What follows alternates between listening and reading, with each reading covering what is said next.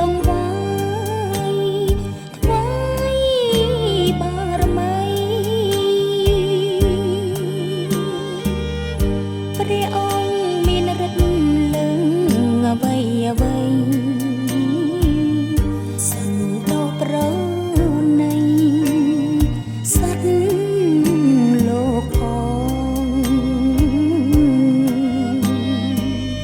ខ្ញុំមិនចាំងសូមក្រាបក្រោមបាទីសូមព្រៀងមេត្តាគ្រានាងម្ដងបន្ទន់ចិត្តម្ដាយតាមបំណងជួយស្រាយចំណងចង់ជីវិតភូជុំលីលាចងជាច្បាំស្រីអោប្របីនៃគោរពពិតពិតបែរជាត្រូវជួបជុំងងឹតបក់បោកដួងចិត្ត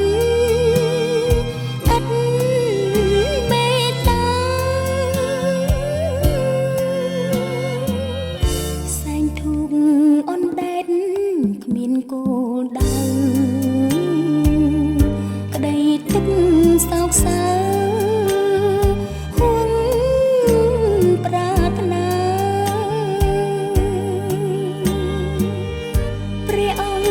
គទតមើលស្នេហ៍លោកាសម្រាប់វាសនាជាគូក្រ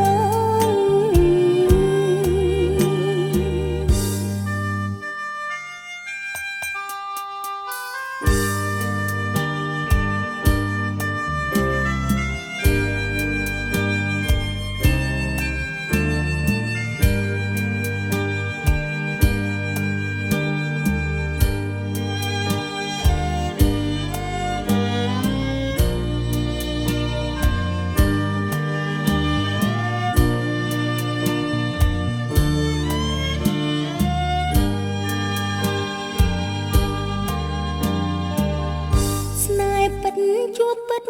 កុំបីប្រឹងព្រាត់ខ្ញុំចាំមិនក្បត់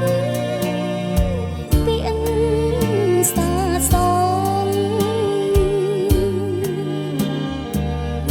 បុនធឿនជាគូដែលខ្ញុំផ្សងបេះដូងប៉ុនបងស្នេហ៍គ្រប់ជាតិមានទាំងមេឃដីទឹកភ្លើងខ្យល់បងផាត់នាំដល់គុំ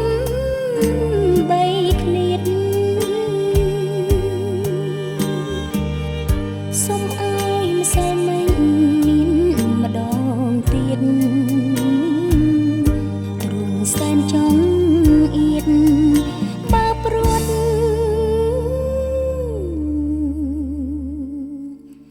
ស្នេ